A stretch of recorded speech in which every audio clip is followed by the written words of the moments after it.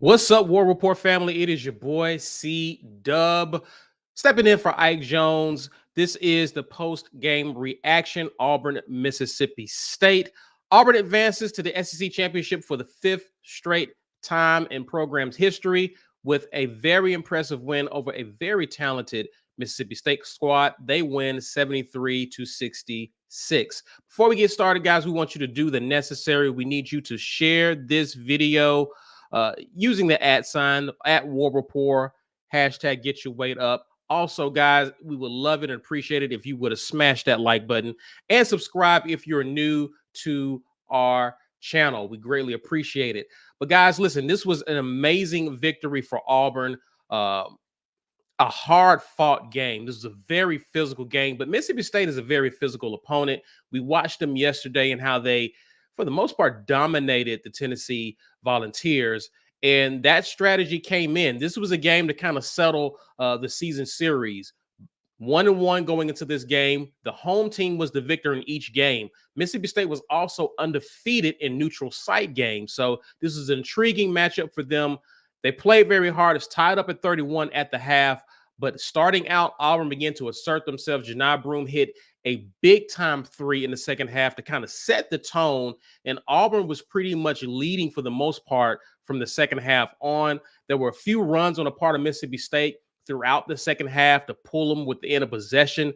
But Auburn would respond to each run with a run of their own. And down the stretch, Auburn began to sink free throws, and I got the stat here. Auburn was 17 of 22 for free throw shooting. An amazing show. They held Josh Hubbard. Hubbard didn't get going into the second half. I think going into the second half, he was 3 points, but they got him going, and he pretty much was Mississippi State's offense down the stretch. He was the one who was getting them going or keeping them within striking distance of Auburn. He finished with 20 points to having the game high. But again, this was a game that Auburn definitely needed to win because we've seen Auburn do well in games where they've blown teams out. We've seen Auburn, once they get up on teams, they're very likely they're going to relent and allow that team to get back in and come from behind. We wanted to see how Auburn would play in a game like this, a grinded out dogfight of a game. And to see Auburn respond the way that they did is just proof that things are coming together at the right time for this team. Let's kind of take some time to kind of go through some of the stats here, and I got a few of them here. Your leading scorer in this game, Chad Baker-Mazara. You may want to argue if you want to give him the player of the game, but he was a leading scorer with 13 points. Also, right behind him is Jalen Williams, who chipped in 13. Denver Jones hit some key shots in this game.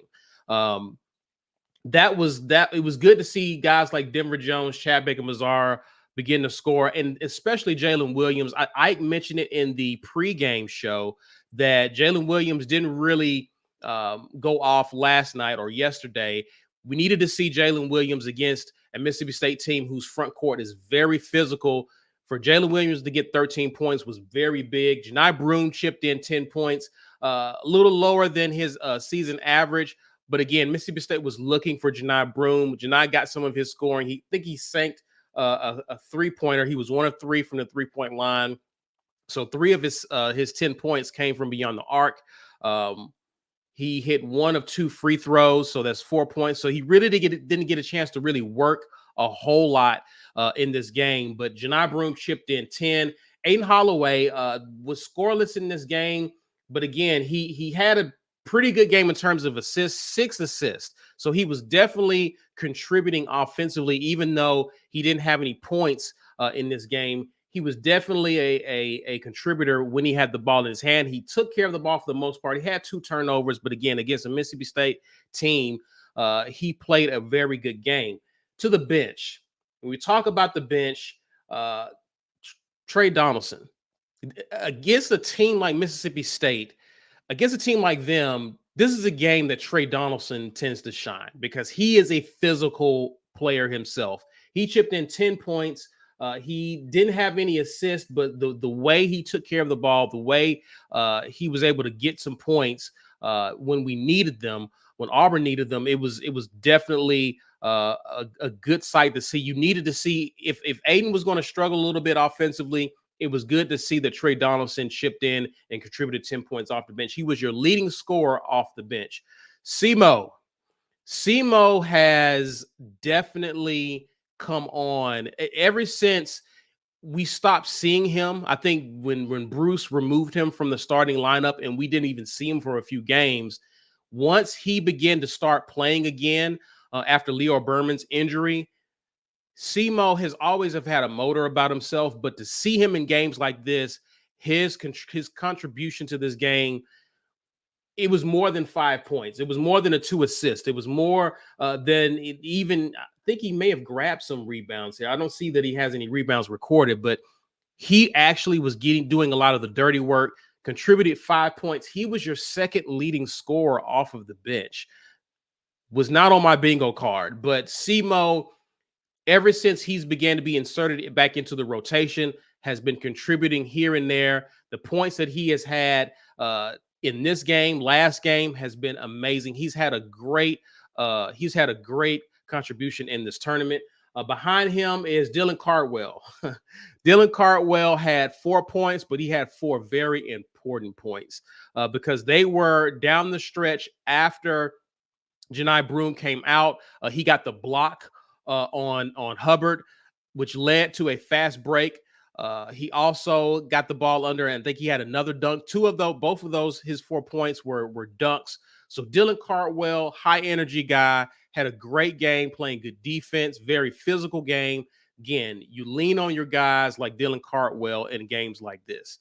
Also,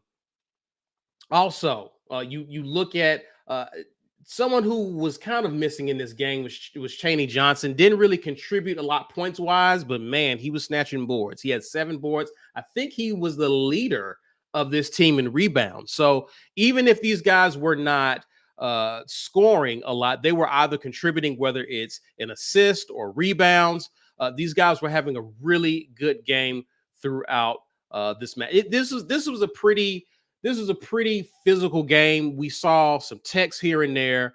And that's pretty much to be expected when you have physical games like this. And so to see Auburn I got a little concerned early in this game when Mississippi State got up on them, because it was almost kind of reminiscent of what we saw back in Starkville early in the season. But to see Auburn fight back, go into the halftime knotted up, and then begin to take over or assert themselves into this game was definitely a good sight to see.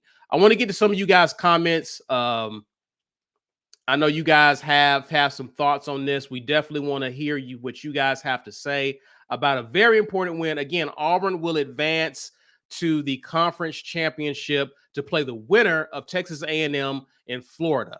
Texas A&M is a team who Auburn beat on their home floor, but A&M gave them a good fight. They lost on the road to Florida, so obviously there's a revenge factor there with Florida. So it's interesting to see who Auburn will play as they begin to tip off in a few minutes. Let's get to some of your comments. We have here Bo Hunter. Welcome. Thanks for becoming a member of the War Report family. Brad Browning says, when Chad Becker-Mazzara got called for the double tech, I banged my shin on the table. If you thought we were going to stop cussing, try that, and it will show your true character. It was that was one. And I think too, this is a very important part of the game, because if you notice, that was when the refs began to tighten up on the call on their calls.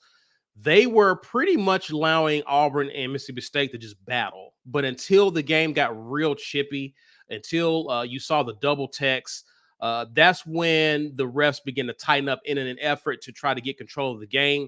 Didn't agree with some of those calls. But again, if you're the officials, you don't want what has been a good game up to this point to get out of hand. But yes, I didn't think it was, but talking to my wife was saying, well, he did throw his arms up in his face and played it off. So that's probably obviously what the refs saw as well. So they assessed the double tech, probably also in an effort to kind of gain control of the game before it got out of hand. Brad Browning comes back and says, absolute dogfight. Refs were once again confusing, but glad the good guys overcame that. Again, some questionable calls down the stretch. Did not understand the blocking foul called on KD when Hubbard basically pushed him, almost ran him over. Definitely some calls here that left me scratching my head for sure. Oda Smith says fantastic halftime adjustments. Agreed. Agreed. Again, I like how they started using Janai on the outside in the offense. Him hitting that shot set the tone a lot. It allowed those guys to kind of drive to the basket. Again, great adjustments in for the Auburn coaching staff. All right. See here. Steve Bradley. This was a physical game, and refs like to have let it get out of hand. They almost did, and that's almost why we begin to see some of the calls, some of the ticky-tack calls we saw down the stretch, because that was them again trying to get the game back in hand. But yes, physical game, but we knew this was going to be a physical game by Mississippi State. One of the things that I will point out here, Stephen, thanks for your comment. If you watch the pregame, I talked about the importance of Auburn being able to shoot the three in this game. Also, there was an important stat that we saw. One of the things that frustrated me was rebounding. And this is where I got concerned.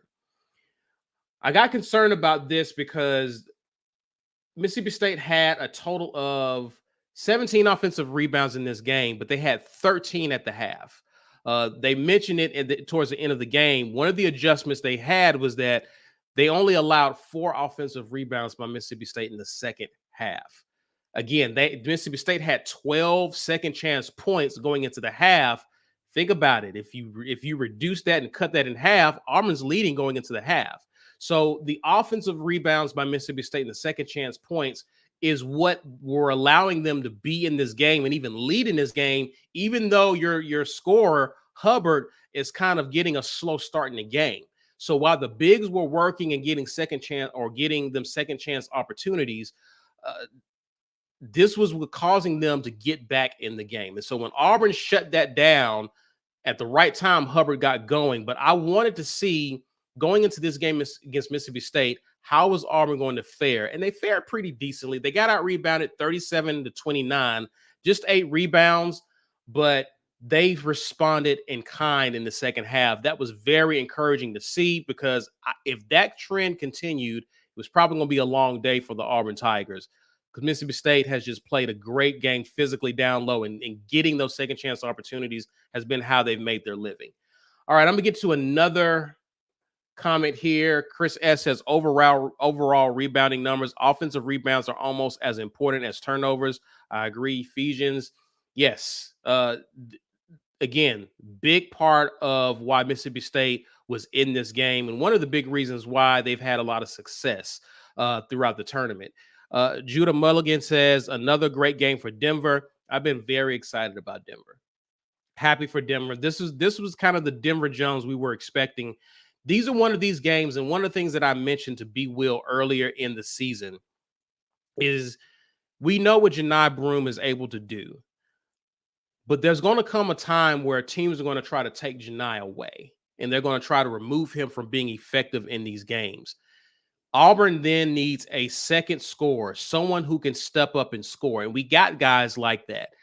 Chad Baker-Mazar, from Jay Will to Denver Jones, even an Aiden Holloway. Someone has to be someone who spots Auburn, whatever points that Janai Broome doesn't really score, to get close to his average. Even if he hits his average, in these types of games, you're going to need someone to step up and do that. Denver Jones was one of the guys. Chad Baker-Mazar was another one of those guys. And so with the talent we have in our 2D, we have guys who can get some buckets for you. And down the stretch, I'm proud of these guys and how they shot from the free throw line. It was very important that these guys show up and hit their shots. Corey Dubb says, I'm begging the wife for us to hop in the car and head to Nashville. Nashville is going to be fun tomorrow. Auburn fans are going to be there rocking. They're going to be there cheering their team on. It's a very important game for Auburn because, again, when you go back to 2019, this is the type of momentum that you're going to need going into the tournament. One of the things that concerned me about the past 2 seasons about Auburn is that we got bounced in our first game in the tournament, which is not necessarily, it gives me a lot of excitement and enthusiasm, going into the tournament. However, you want to see them begin to hit their stride. And again, we've seen Auburn win different types of games. They ran South Carolina off the court yesterday, and in a grind out game against Mississippi State, they were able to pull it out. I expect another grind out game tomorrow. Whoever wins the Texas A&M and the Florida game, I'm curious to see how Auburn fares in that game. But again, this is the type of momentum that you want to see the Auburn Tigers hit going into the NCAA tournament. Ty K says, wear your orange and blue tomorrow. If you must wear green, keep it to the undergarments for St. Patrick's Day. Good stuff there. Brad Browning says, was this the first basketball win that Auburn has had that wasn't by double digits? If I had someone on here with me talking, I could research that. But y'all, let me know in the chat. I want to say that it is, but someone double check that. Someone double check that. Our folks in the comments are good about checking that stat, but I think that it is, Brad. I really do. Good question, though. Jazzy Joe, good to have you here with us, man. He says the fans showed up as usual. I thought it was the jungle. Our fans travel well, and Nashville is not too far from Auburn. There's a lot of Auburn fans in the Nashville area anyway. So no doubts about them traveling well, and I expect that arena to be loud tomorrow as well. But yes, guys, I think. Oh, and everyone is saying yes. Everyone is saying yes. It's the first win that Auburn has had that wasn't by double digits. Again, this is a more impressive win to me because we needed to see this. This was something that I was skeptical about with this team. As good as this team is, I'm concerned about teams that always win by blowing teams out. How do they respond when you meet a team that's able to match your physicality and is able to take away some of your best players in a game? How will Auburn respond? This is the type of response you need to see from an Auburn team, because somewhere along in the NCAA tournament, you're going to have to win a game like this. Basketball is a game of matchups, and sometimes you have teams that are able to match up well with you and take away some of the things that you're comfortable doing. South Carolina was unable to do that. Mississippi State was able to make it difficult to do that. Auburn really didn't have a strong inside presence that it's accustomed to having in games. But for Auburn to be able to figure out how to score, the mid-range game was very important. Getting to the basket, drawing fouls. This was Auburn at its finest. They were able to get points from the charity stripe. One of the things that stood out to me in this game was that Mississippi State did not shoot all that well. If Mississippi State had hit more of their free throws, could have been a different outcome in this game or even closer game. But Auburn hit theirs. Mississippi State went to the line more, but Auburn basically capitalized by hitting 77% of his free throw shots. So that was very important to see. So Nina, appreciate the super chat, says it wasn't a pretty win, but we move on to the finals. I love seeing how much fight is in our dudes. War Eagle, great point. So Nina, this was Ike's point. Ike was basically saying Auburn's going to have to win ugly in this game. And that's pretty much how Mississippi State makes you beat them anyway. You have to beat them ugly. It's not going to be a pretty game because they are such a defensive-oriented team that likes to take away what you do. So this wasn't going to be a comfortable win for Auburn. I kind of anticipated this game going this way as well, so I have to concur with my guy Ike here. But again, seeing Auburn do what it needs to do to win in advance, this is encouraging going into the NCAA tournament. All right, Lisa Wise, good to have you here. Says, my heart can't take these close games. I like the double-digit win so I can enjoy the end of the game, but I agree. This types of game helps build confidence that we can come back in a game. That's the point, Lisa. That's it. That's my point here is it's always fun when Auburn blows teams out. But again, there are a lot of good teams. There are a lot of good teams that's going to be in the tournament that Auburn's going to have to run into. There's going to be some Cinderella teams that Auburn may run into. Auburn's going to have to figure out when things get tight and you don't have the jungle at your disposal to rally the troops, can you rise to the occasion and do what it takes to climb from behind, or just keep going battling out with a team who's not afraid of you and is just as hungry for the championship as you are. This team is proving to me that they are. I always felt that this was a Sweet 16 team. This team, obviously, I think can go deeper. Can they do that? Will be what we need to see. I will need this team to stay healthy as well because I'm loving our depth. I think that's another thing that began to shine in this game is that our depth begin to show. So again, proud of these guys for this type of win. This was very important and it came at the best time. Lawrence Robinson says, will the weekend tailgate be at 3:30 instead of 2 tomorrow? I don't think there's going to be a weekend tailgate at our usual time. Stay tuned, y'all. We're going to let you know what the plan is with the weekend tailgate or what our plans are for Saturday or for Sunday, rather. We will let you know and keep you posted on that. But no, we already understand that during that time, Auburn's going to be playing. So we're going to figure out a time, but keep it locked. We will definitely send out something, whether it be through Twitter or even on YouTube, to let you know when we will be going live. So good question, Lawrence. We will definitely keep y'all posted. Let's say here. Let's see. Do we have any more comments here? None yet. Definitely want to point out that despite the physical game, Auburn shot 50% from the field. Held Mississippi State to 41%. Much was made about Mississippi State's defense, which it is a good defense, but Auburn has proven that they are just as good of a defense as well, holding them to 41%. Mississippi State only hit 3 of 15 3-pointers, held them to just 20% shooting from the 3-point line. Auburn shot 31%.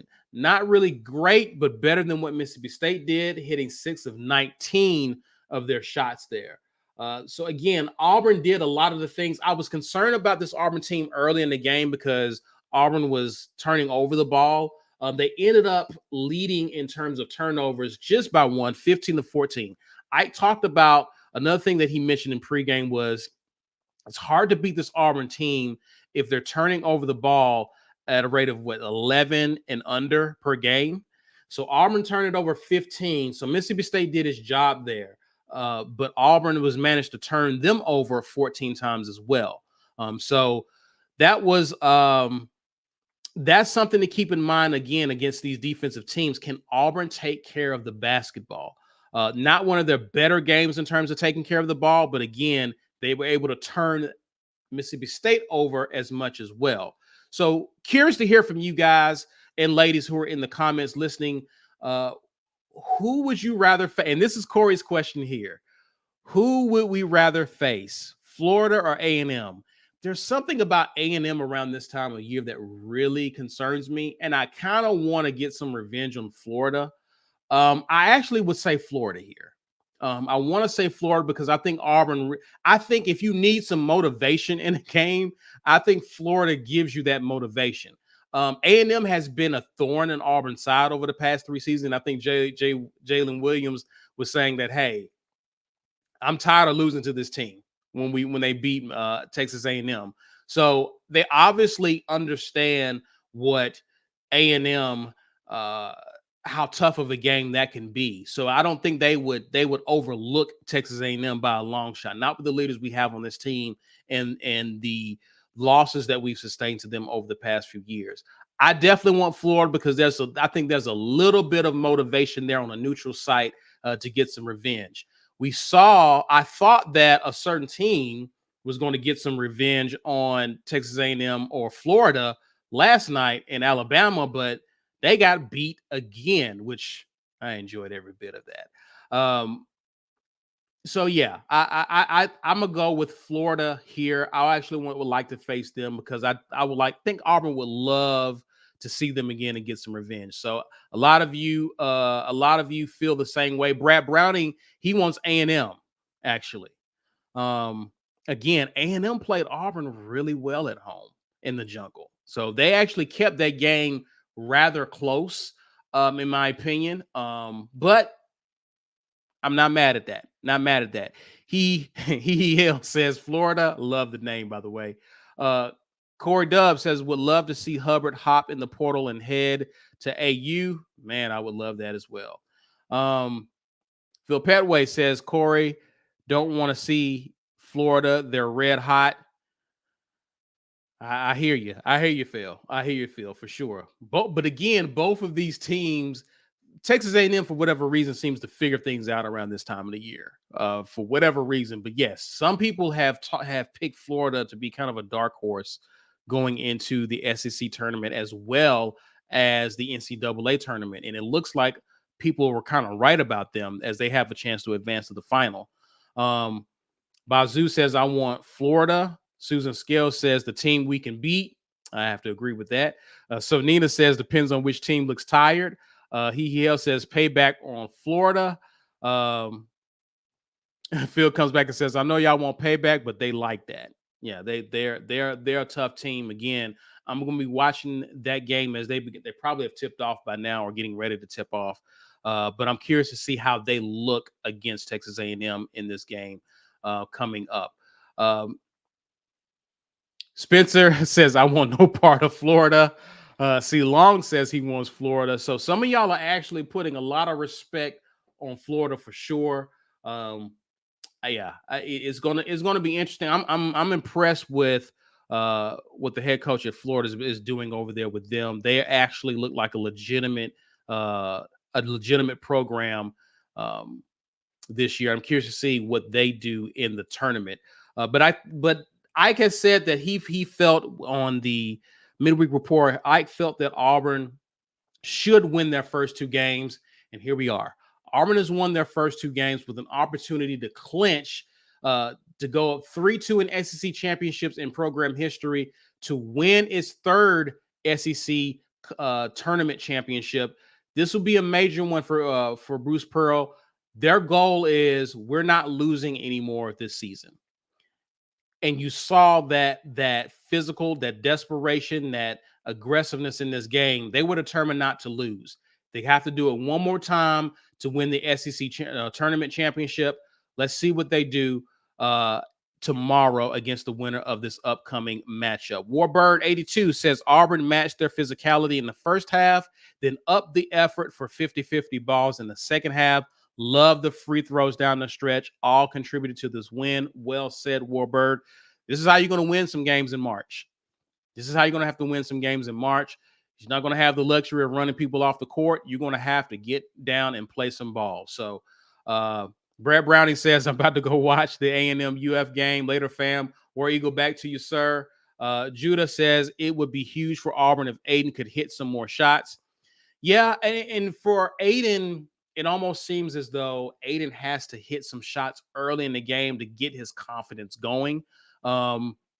He seems to be a bit trigger shy if some of those shots don't go down. And he had an amazing look in the first half. I think the defender fell and he was able to set and hit his and shoot away, but missed his shot.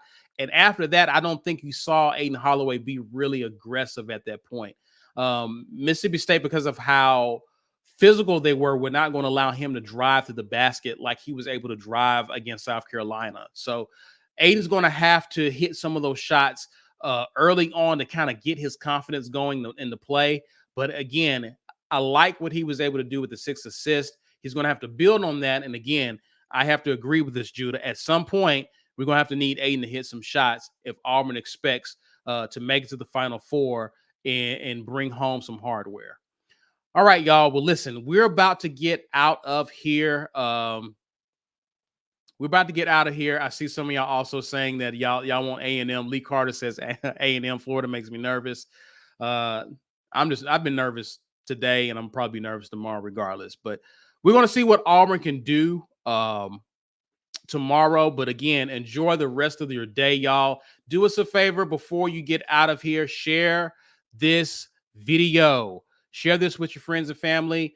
Share it with people in the message boards who are looking for Auburn content. Smash that like button and subscribe to our channel. You can find us on Twitter, X, and IG at The War Report.